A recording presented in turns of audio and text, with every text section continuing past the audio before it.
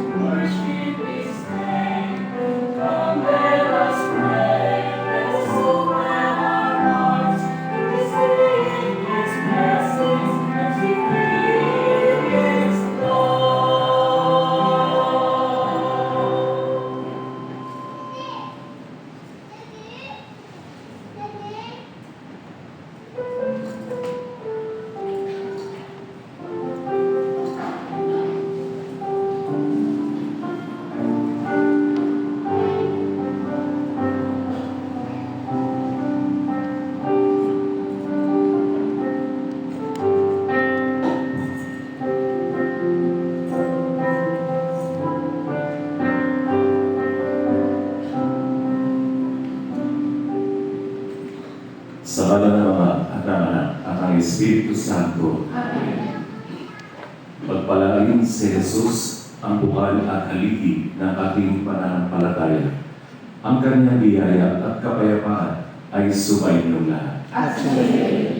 Sa paghahanda natin para sa pagdiriwang ng mga banal na misteryo ng pag-ibig ni Kristo, alalahanin natin ang ating mga kasalanan at hilingin sa Panginoon ang pagpapatawad at lakas.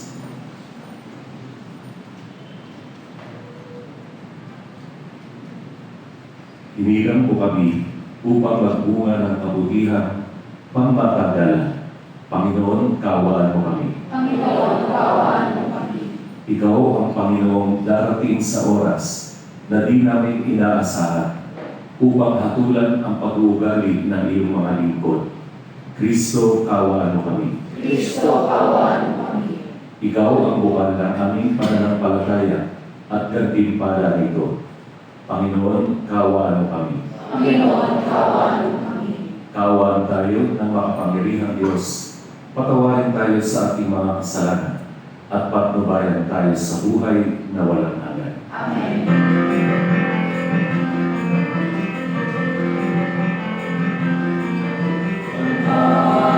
Sa Diyos at kailasan, sa lupa ay kayapan, sa mga tao ay mabuhay kalooban. Pinupuri ka namin, pinarangal ka namin,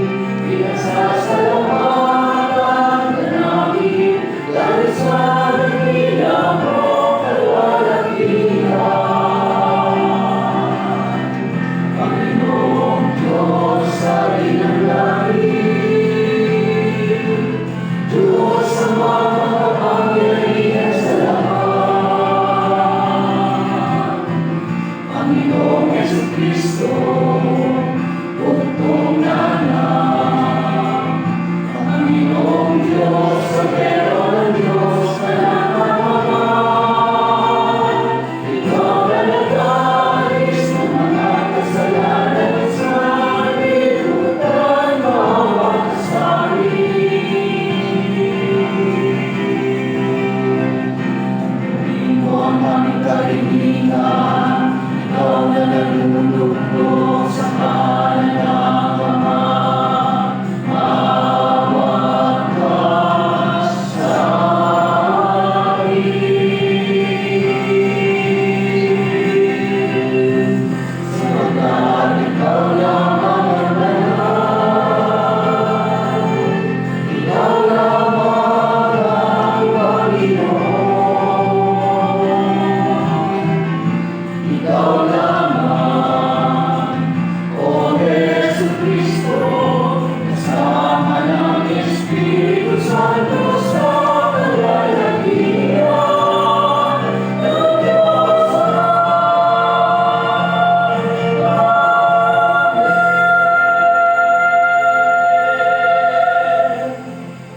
Manalangin tayo.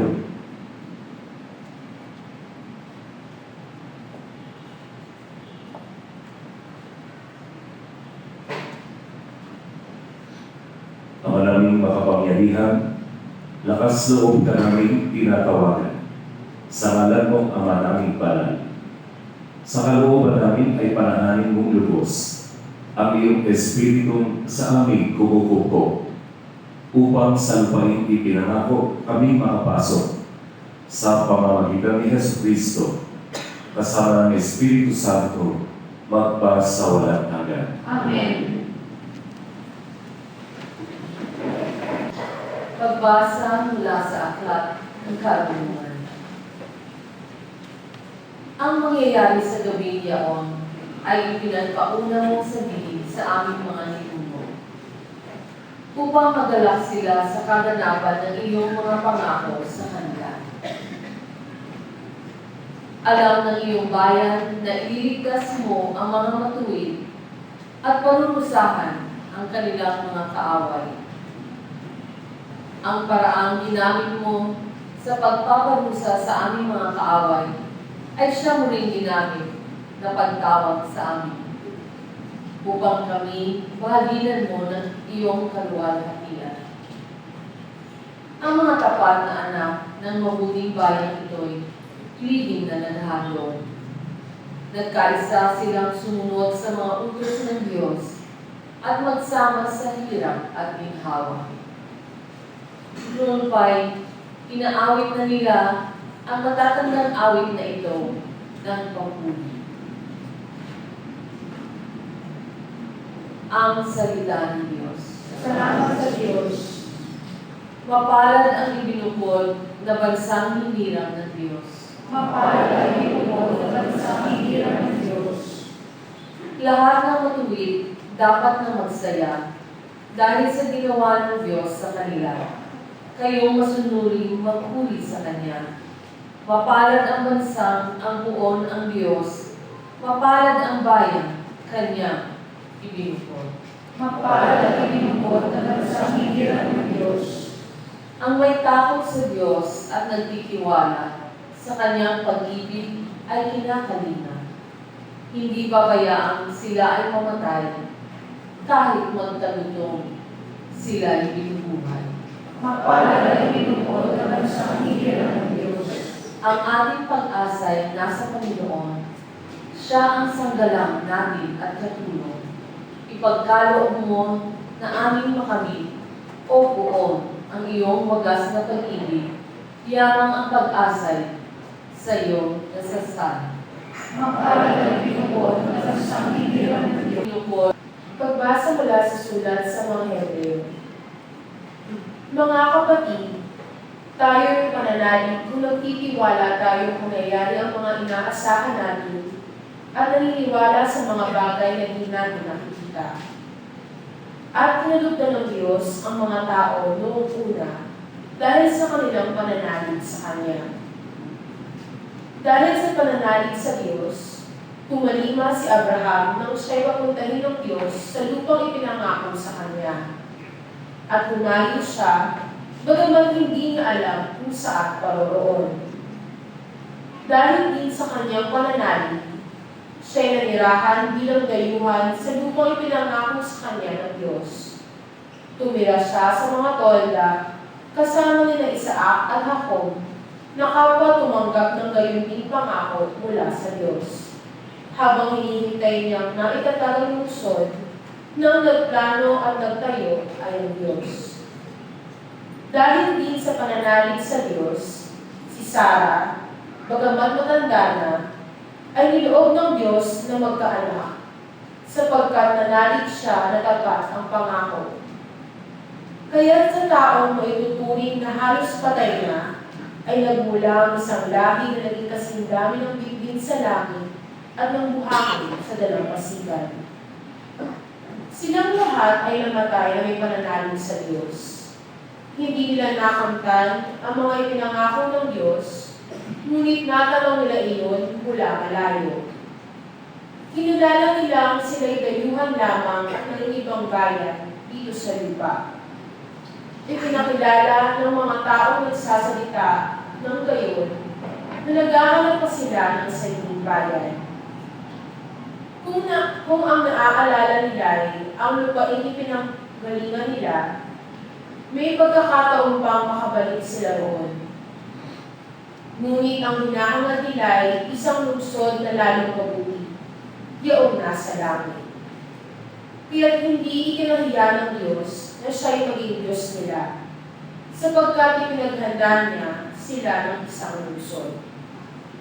At nang subukin ng Diyos si Abraham, pananalig din ang nagdudyok sa kanya na ihandog si Isaac bilang hari sa Diyos. Handa nang ihandog ang kaisa-isa niyang anak. Gayong ipinangako sa kanya ng Diyos na kay Isaac magmumula ang magiging lahi niya. Naniniwala siyang muling mabubuhay ng Diyos si Isaac. At sa patalinghagong pangungusap, nabalik na sa kanya si Isaac mula sa mga patay. Ang salita ng Diyos. Salamat sa Diyos. Magsigayin po tayo.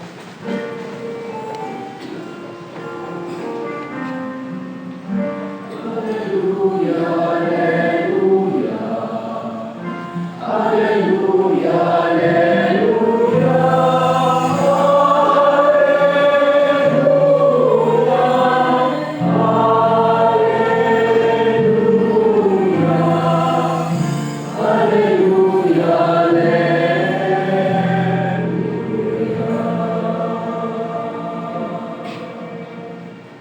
Tayo ay laging magkaroon sapagkat di natin talos ang pagbabalik ni Jesus.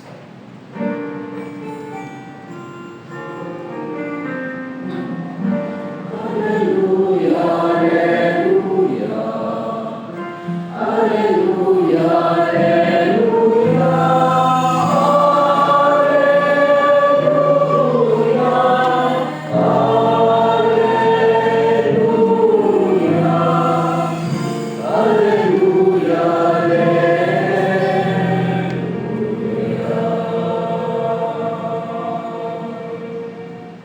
Sumainyo ang Panginoon. At sumayin. Ang mabuting balita ng Panginoon ayon kay San Lucas. Papuri sa iyo, Panginoon.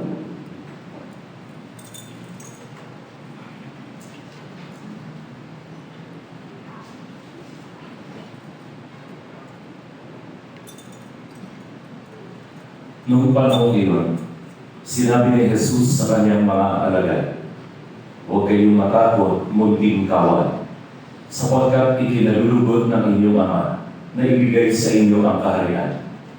Ipagbilin ninyo ang inyong ari-arian at mamigay kayo sa mga dukha. Gumawa kayo ng mga lugutang hindi naluluma at mag-impok ng kayamanan sa langit na hindi nakukulangan, sapagkat doon walang makakalapit na magnanakaw at walang makapaninirang tanga. Sapagkat kung saan naroon ang inyong kayamanan, ay naroon din naman ang inyong puso. Maging handa kayo at sindihan ang inyong mga ilawan. Tumulat kayo sa mga taong naghihintay sa pag-uwi ng kanilang Panginoon mula sa kasalan, para pagdating niya ay mabuksan agad ang pinto. Mapalad ang mga alipin na abutang nagbabantay pagdating ng kanilang Panginoon. Sinasabi ko sa inyo, maghahanda siya, patutuluin sila sa hapag at maglilingkod sa kanila. Mapapalad sila kung maratnan niya silang handa. Dumating man siya ng hating gabi o madaling araw siya dumating. Tandaan ninyo ito, kung alam lang ng puno ng sambahayan kung anong oras darating ang magnanakaw, hindi niya pababayaang pasukin ang kanyang bahay. Kaya may dapat humanda, sapagkat darating ang anak ng tao sa oras na hindi ninyo inaasahan. Itinanong ni Pedro, Panginoon, sinasabi ko ba ninyo ang talinhagang ito para sa amin o para sa lahat? Tumugon ang Panginoon, sino ba ang tapat at matalinong alipin? Hindi ba siya ang pamamahalain ng kanyang Panginoon ng sasambahayan nito upang magbigay sa ibang mga alipin ng kanilang pagkain sa karampatang panahon? Mapalad ang alipin iyon kapag dinatnan siya gumagawa ng gayon pagbabalik ng kanyang Panginoon. Sinasabi ko sa inyo, pamamahalain siya ng kanyang Panginoon sa lahat ng ari-arian nito. Ngunit kung sabihin sa sarili ng alipin iyon, matatagalan pa bago magbalik ang aking Panginoon at simulan niyang bubugin ang ibang aliping lalaki at babae at kumain, uminom at maglasing. Darating ang Panginoon ng aliping iyon sa araw na hindi niya inaasahan at sa oras na hindi niya alam. Buong higpit na parurusahan siya ng Panginoon at isasama sa mga di dapat. At ang aliping nakakaalam ng kalooban ng kanyang Panginoon, ngunit hindi siya naghanda ni sumunod sa kalooban nito, ay tatanggap ng mabigat na parusa. Ngunit ang aliping hindi nakakaalam ng kalooban ng kanyang Panginoon at gumawa ng mga bagay na nararapat niyang pagdusahan, ay tatanggap ng magaan na parusa. Ang binigyan ng maraming bagay ay hahanapan ng maraming bagay. At ang pinagkatiwalaan ng maraming bagay ay pananalutin sa lalong maraming bagay. Ang mabuting balita ng Panginoon. Pinupuri ka namin, Panginoong Jesucristo. Dalawang Pilipinong pagkababayan, si Pedro at Juan, ay naroon sa US. Minsan ay sila ay nag-camping. Inabot sila ng gabi at noon ay nag-i-snow pa. At sa kanilang pagpapatuloy, na-stop yung kanilang sasakyan doon sa snow. Kaya naghanap sila ng isang matutuluyan para sa gabi. Nakakita sila ng isang bahay, kumatok sila, at lumabas ang ginang. At sinabi nila ang kanilang bahay kung maaari makituloy sa gabi. Sabi ng ginang, kamamatay lang po ng mister ko. Pag pinatuloy ko kayo, magsasalita ang mga kapitbahay. Ano na lang ang sasabihin nila? Sabi ni Pedro, meron po kayong pamalit dyan. Pwede na kaming tumuloy doon. At bukas ng umaga, uuwi rin kami. At pumayag ang ina. At doon na sila tumuloy. Makalipas ang 7 buwan, nakatanggap si Pedro ng sulat mula sa abogado noong ina. Nang matanggap niya ang sulat, pinuntahan niya si Juan, tinanong niya, Juan, nung magkasama tayo doon sa bahay ng biyudang ina, ay lumabas ka ba ng ating tinutuluyan ng hating gabi at pinuntahan mo yung ina? Nahihiyang umamin si Juan, oo, nagpunta ako doon. At ginamit mo ba ang pangalan ko? Namumula si Juan at inamin din, oo, ginamit ko ang pangalan mo. Sabi ni Pedro, namatay na yung ginang, ipinamana sa akin lahat ng kanyang kayamanan. Paano po ba tayo humaharap sa kamatayan? Ang ating pinakabuod ng ating ebanghelyo ngayon ay ang pagiging handa sa pagdating ng Panginoon. Handa na po ba tayo? Our gospel speaks about 3 major points. No? Yung una, yung tinawag niya tayong munting kawan. Huwag kayong matakot, be not afraid, little flock. Bakit kaya gano'n ang sinabi sa atin?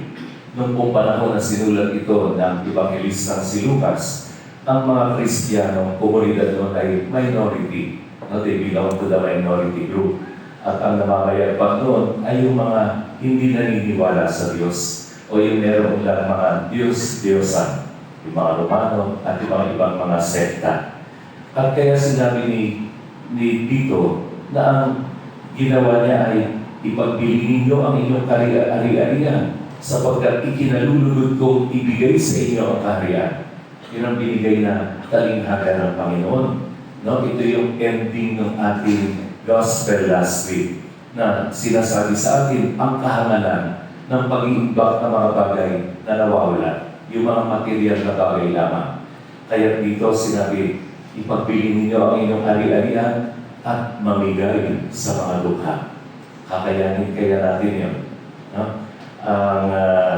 Ang ating tingin ngayon sa ating sarili dahil hindi na tayo ang minority, we have become the powerful church, no, all over the world. Pero sa bilang ng mga mananampalataya, pangalawa na lamang tayo sa ating mga kapatid na mga Muslim. No? Pero tingnan natin, ano ba ang attitude natin sa ating simbahan? Nakakalungkot kasi kung minsan, pati doon sa ating hierarchy no, ng mga namumuno sa ating simbahan, ay parang tumutulad kung paano pumilos o gumawa yung mga liderato sa mga pampulitikang pamahalaan. No, nandun na, wala na yung kababaang loob, wala na yung paglilingkod, ang tunay na patay. At ito ang sinasabi sa atin minsan na narinig ko kay Archbishop Song Villegas, kapag ang tao no, dito sa simbahan ay umangat ang kanyang pwesto, ay hindi tumataas kamukha ng mga leader o sa hierarchy ng political levels sa ating pamahalaan. No? Hindi yung ikaw ang paglilingkuran, kung hindi ikaw yung maglilingkod. No? Lumalawak ang iyong mga taong kakasakupan at mamahalin. Ganito ang tingin sa atin, munting kawan. Pero ang tanong, handa ba tayong isakripisyo ang mga bagay na malalapit sa atin, na mahalaga sa atin para sa kaharian ng Diyos? Sabi dito, huwag kayong matakot na ipagpili ang inyong kayamanan. I-give up ang inyong mga comfort sa buhay. Yung kung saan kayo nagagaanan, nasasarapan. Yung mga relationship na hindi tama. Pwede ba natin ito i-give up alang-alang sa ating Panginoon? At sinasabi niya, huwag kayong matakot. No? Don't be afraid. Ikalawang major point dito sa atin ay yung pagiging handa. Dapat daw tayo ang ating attitude sa pagdating ng ating Panginoon, sa ating pagdating ng kamatayan, ay parang mga may-ari ng bahay no, na hindi natin papayagang pasukin tayo ng mga magnanakaw. No, kaya dapat lagi tayong handa kahit na wala tayo. Pero meron din mga magnanakaw na pumapasok sa ating kalooban, not only from the outside forces, but also from the inner selves natin. Sa kalooban, may mga pilit na kukuha, nagnanakaw ng ating pananampalataya at pananalig sa Diyos. At ang ikatlo ay yung pagiging handa. Handa para saan? Handa para sa paglilingkod sa Diyos. A few days back, I saw a friend, batchmate ko sa UST, no? Since graduate kami 33 years ago. Noon lang kami nagkita. And she's now married. Kwento niya sa akin, nung kanyang anak, tatlong anak niya, ang anak niya, dalawang babae nakatatanda ay isang 11 at 12 years old. At yung bunsong anak niya lalaki ay 5 years old pa lamang. Biglang nagsabi yung kanyang asawa, I want to resign. Nag-work yung kanyang husband sa isang very lucrative job, no? Isang malaking multinational. At nagtaka sila lahat at siya ay piligilan nila gawin yun. Sa kapipilit niya, tinanong niya yung husband niya, bakit ba? Sumagot yung husband niya, I want to serve the Lord. Sino po ba sa atin ang makakagawa rin ng gano'n? No? Yung leap of faith. Hindi mo alam kung ano na ang kakaharapin mo. No, may mga anak kang pinag-aaral, may pamilya kang binubuhay, pero i-give up mo isang mahalaga sa iyo dahil nananalig ka sa Diyos. May mga bagay na kung bakit tayo ay hindi nagiging handa sa pagdating ng Panginoon. Recently, I saw an article on the internet, and it's about the review or reflection of Monsignor Charles Pope on a book written by Father Louis Carmelli in 2011. The title of the book is The Devil You Do Not Know. Tayo ayaw natin pag-usapan yung demonyo. Kapag pinag-usapan natin kung totoo nga o wala, ay hindi tayo naniniwala. Agad-agad we brush it off. We do not talk about such morbid things. No? Ayaw natin pag-usapan ng kamatayan, ayaw natin pag-usapan ng ang mga devil, the presence of the devil around us. At ito si Monsignor Charles Pope, he made this reflection entitled The Four Tactics of the Devil. And according to Monsignor Pope, there are 4 Ds. No? 4 ang ginagamit ng demonyo para tayo ay siluhin at linlangin. And the 4 Ds are, number 1, deception. Alam natin na ang demonyo ay hari ng kasinungalingan. Kaya lahat ng kasinungalingan, ang lalabanan niya ay katotohanan, ay ipapakalat sa atin. Pero disimulado, sinasabi ng very subtle ang attack ng kanyang paninungaling, ng pagsisinungaling. Kaya bibigyan tayo ng mga bagay na sasabihin, akala natin, ito ang mabuti para sa atin, ito ang maganda para sa atin, ito ang magliligtas sa atin, pero yun pala ang nagdadala sa atin sa kamatayan. Tignan niyo na lamang yung mga ibang salita. Dati, ang pagpapay ng isang sanggol sa loob ng sinapupunan ng kanyang anak, ng ina, ay tinatawag na abortion. Ngayon ay reproductive freedom or reproductive choice na. No? Tignan natin yung mga sinasabi nila dati, ang gay, saan ginagamit yung salitang masaya, ngayon pinagpapalit na sa sodomy. Dati, ang kasal o ang married life ay para lamang sa babae at sa lalaki. Ngayon, tatawagin na nila marriage freedom. Kaya tingnan natin ang pagsisinungaling ng demonyo. Para sa ating daw kagandahan to, para daw sa karapatan natin to, para daw isulong ang taas at itaas ang antas ng pamumuhay ng mga kababaihan. Pero pagsisinungaling ang ginagamit ng demonyo. At kadalasan, naniniwala tayo. Then, the second thing is division. Bago doon sa huling hapunan, ang huling panalangin ng ating Panginoon sa Diyos Ama.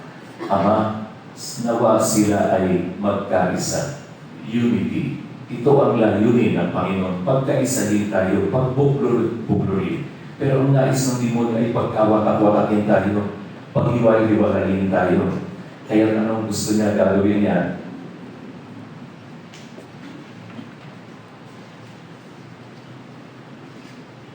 Walang pagkakaunawaan sa pamilya. Paghihiwalayin niya ang mga asawa, paghihiwalayin niya ang buong pamilya. No? Kaya kung ano ang nangyayari sa lipunan, ay sa isang tahanan, sinasalamin ko doon sa lipunan. Kaya pagkakawatak-watak sa ating lipunan, wala tayong pagkakaisa dahil ito ang nangyayari sa lipunan.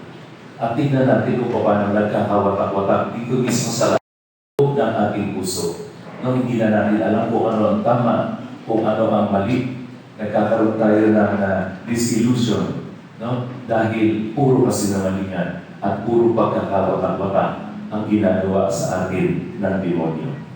And the third key is diversion. Dinadivert yung ating attention. Alam na natin ang tungo, ang landas patungo sa Diyos, pero binibigyan tayo ng mas ibang mga kaakit-akit na bagay. Pag pumunta kayo mag-surf kayo sa internet, napakaraming gadgets na mga bagong nilikha para makuha ating interest, para yung passion natin doon mapunta. Mga bagay, mga lugar na hindi pa natin napupuntahan, i-attract tayo dito. I-divert yung ating attention para madiskaril ang ating focus at attention patungo sa kaharian ng Diyos. At ang ika-4 ay yung discouragement. Bawat isa sa atin mayroong layunin. Bawat sa atin may pangarap sa buhay. At ang gagawin ng demonyo, gagawin niya ito para hindi natin makuha, para tayo ay bumaba ang ating moral, mawalan tayo ng pag-asa, humina ang ating pananampalataya. Bibigyan niya tayo ng mga bagay na doon mismo sa ating sarili, mawawalan tayo ng interest. Kaya maraming tao ngayon ang kumikitil ng sarili nilang buhay dahil wala na silang nakikitang kabuluhan sa kanilang buhay. My dear brothers and sisters, if we just hang on and listen to the Word of God, we will realize that everything that we need for life eternal is written in the book of life. Pero binibigyan tayo ng mga bagay ng demonyo para yung ating paghahanda sa pagdating ng Panginoon ay hindi natin mapaghandaan. Inililito tayo, iniiwas tayo, nilalayo tayo sa tunay nating layunin dito sa ating buhay. And a lot of people are discouraged because they find their life meaningless. And the only thing that will give meaning to our lives is when we realize that our life are meant for God. Amen. Bilang isang pamilya, sama-sama natin ibayag. Sumasampalataya ako sa Diyos ng makapangyarihan sa lahat na may gawa ng langit at lupa. Sumasampalataya ako kay Kristo, iisang anak ng Diyos, Panginoon nating lahat. Nagkatawang tao siya ng Espiritu Santo. Ipinanganak ni Santa Maria Virgen. Pinagpakasakit ni Poncio Pilato. Ipinako sa krus ng maraming ibig.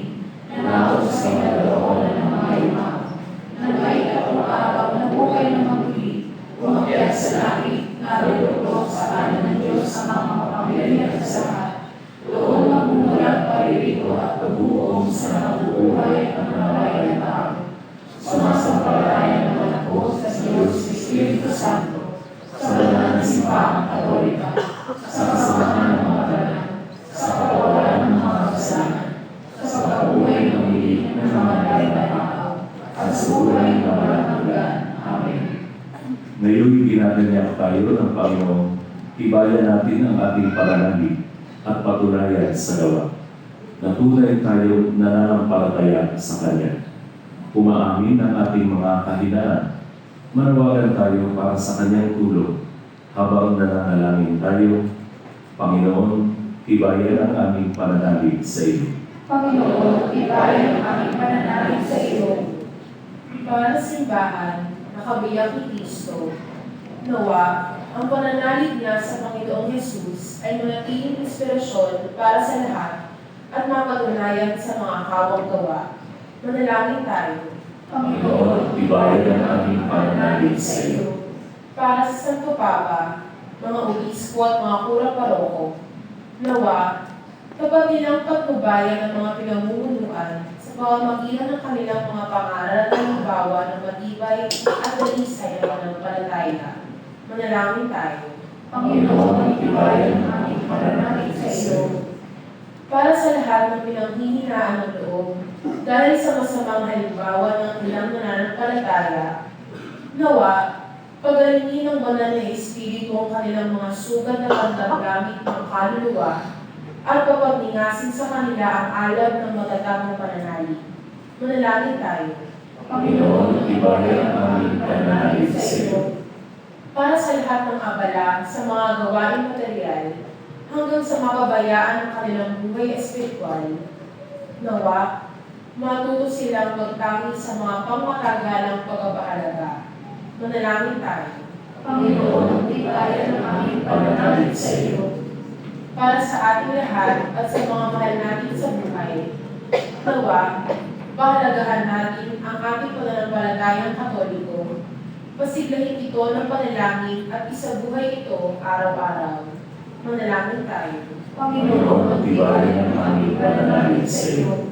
Tahimik natin panalangin ng ating mga pansariling pilihan.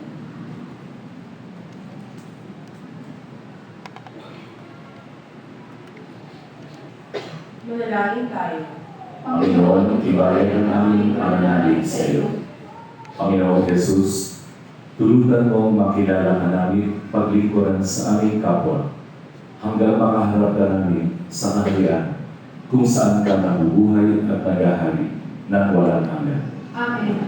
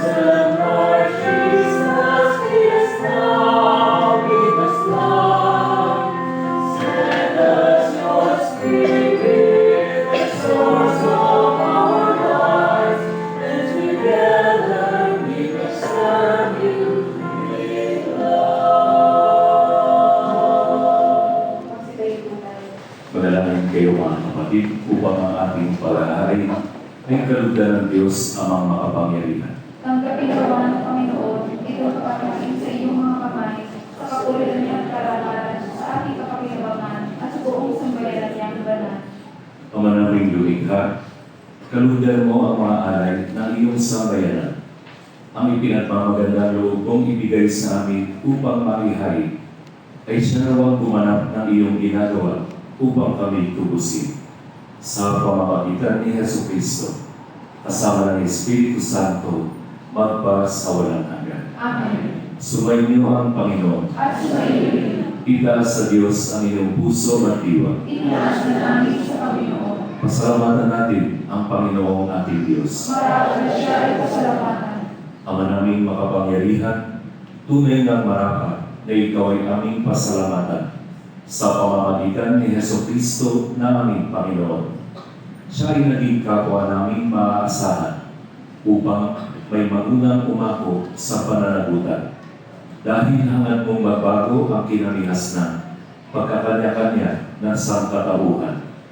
Bunga ng pagtitiis, siya ay nanalig, at ang kamatayan ay kanyang nalupi. Kaya siya ang aming daan para aming masabi ang iyong tapat at maaasahang pag-ibig. Kaya kaysa ng mga anghel na nagsisiawit ng papuri sa iyo, nang walang humpay sa kalangitan, kami nagbubunyi sa iyong kadakilaan. Santo, Santo, Santo, Panginoong Diyos makapangyarihan, nagpupuno ang langit at lupa sa kalwalhatian mo. Hosana sa kaligtasan, pinagpala na marito sa ngalan ng Panginoon. Hosana sa kaligtasan.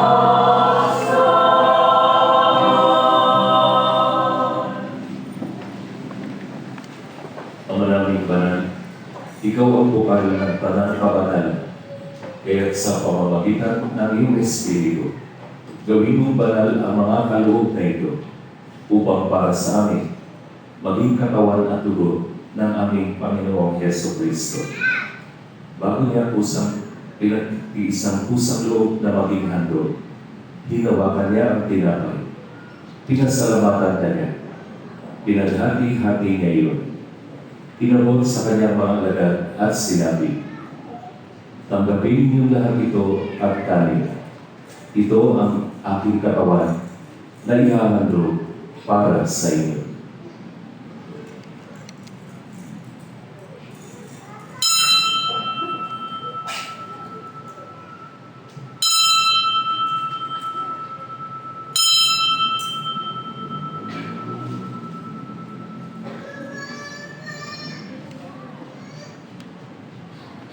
Dahil hindi naman matapos ang hapunan, hinawakan niya ang kalis. Muli kanyang pinasalamatan. Inabot niya ang kalis sa kanyang mga alagad at sinabi, tanggapin niyo lahat ito at inumin. Ito ang kalis ng aking dugo, ng bago at walang hanggang tipan.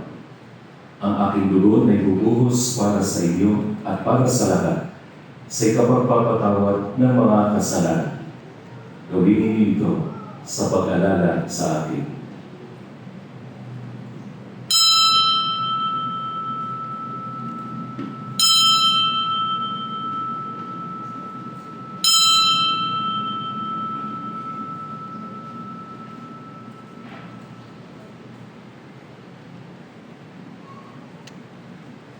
Ang misteryo ng pananampalataya.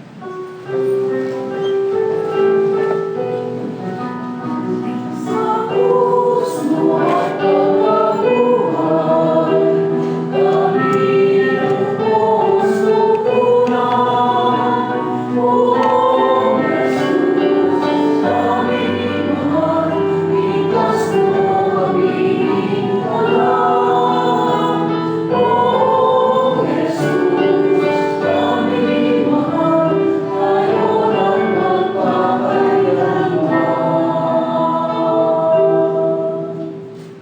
Ang mga ginagawa namin ngayon ang pag-alala sa pagkamatay at muling pagkabuhay ng iyong anak.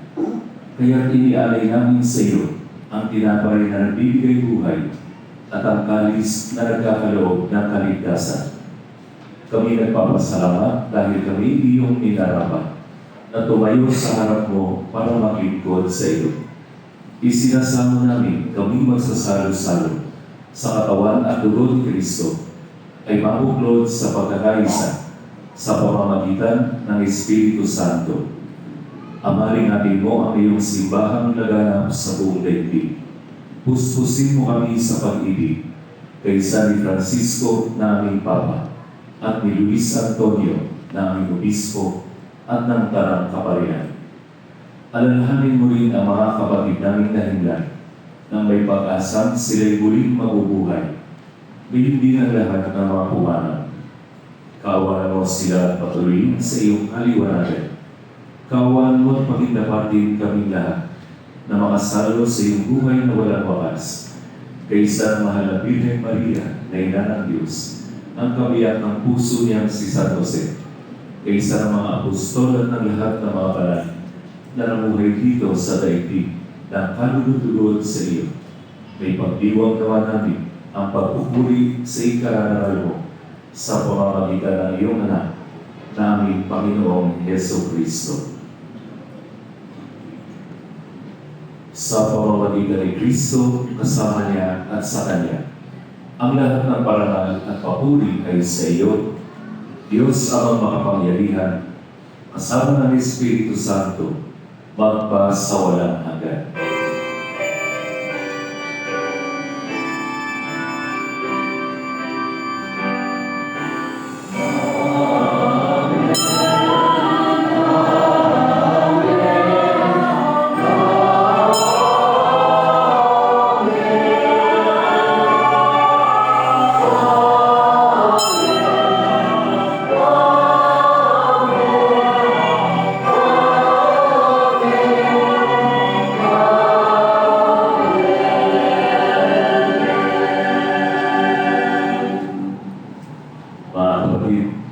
Mahal tayo ng Diyos, hindi dahil tayo ay mabuti. Mahal tayo ng Diyos dahil ang Diyos ay mabuti. Nananalig sa kabutihan ito, sama-sama tayong dumulog sa Ama.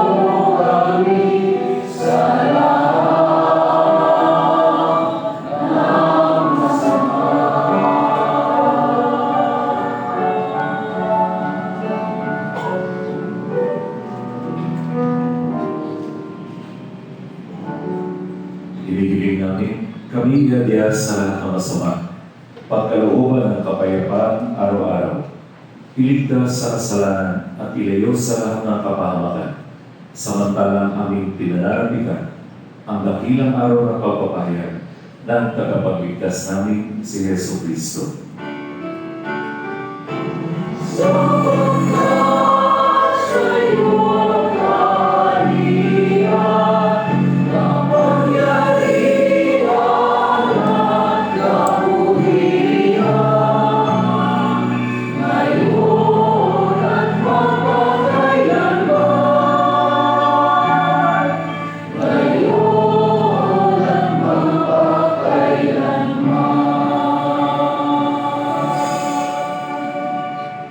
Panginoong Yesu Kristo, sinabi mo sa iyong mga apostol, kapayapaan ang iniiwan ko sa inyo. Ang aking kapayapaan ang ibinibigay ko sa inyo. Tunghayan mo aming pananampalataya at huwag ang aming mga paulit-ulit na pagkakasala. Pagkalooban mo kami ng kapayapaan at pagkakaisa ayon sa iyong kalooban, kasama ng Espiritu Santo, magpa sa walang hanggan. Amen. Ang kapayapaan ng Panginoon ay laging sumainyo. At sa iyo rin. Ibahagi natin sa ating kapwa ang kapayapaan ni Kristo.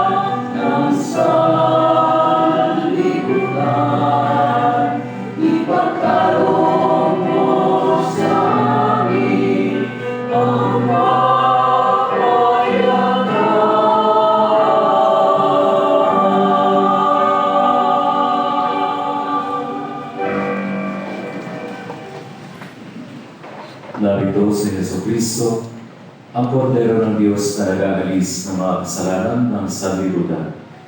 Mapapalad tayo ng mga inaanyayahan niya sa kanyang banal na bibig. Panginoon, hindi ako karapat-dapat na magpatuloy sa iyo. Ngunit sa isang salita mo lamang ay gagawin na ako.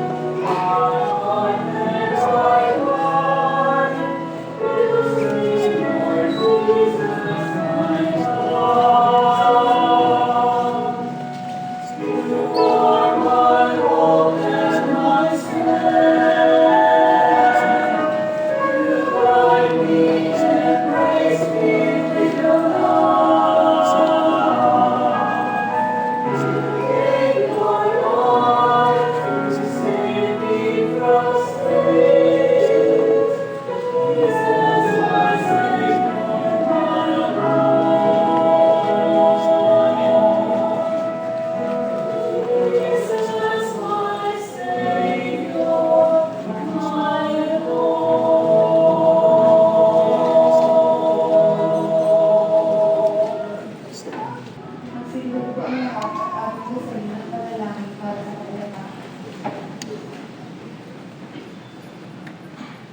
Panginoon, sa panahon ng pangangailangan, ay humihingi kami ng tulong, bunga ng aming pagkamulat sa nagbabatang pagkawasak ng kapaligiran ipinagkaloob niyo sa amin, bunga ng malawakang paglalaban ng relihiya sa iba't ibang panig ng mundo. Pagkalooban ninyo kami ng sapat na lakas upang maipalaganan ang kabutihan, katarungan, pagmamahalan at kapayapaan. Sa gitna ng labanan, ituro ninyo sa amin ang pagtutulungan. Sa kasaganaan, ang pagbibigayan. Sa karalitaan, magkaroon po sana ng maayos na pamumuhay. Kung mangingibago ang pagkamakasarili, ituro ninyo sa amin ang kababaang loob. Sa kawalan ng katarungan, matutunan sana namin ang pagsisisi at pagbabalik loob sa Diyos. Kung may di pagkakaunawaan, magkaroon po sana ng pagkakasundo at pagkakaisa. Sa kawalan ng pag-asa, maihatid po sana namin ang mabuting balita.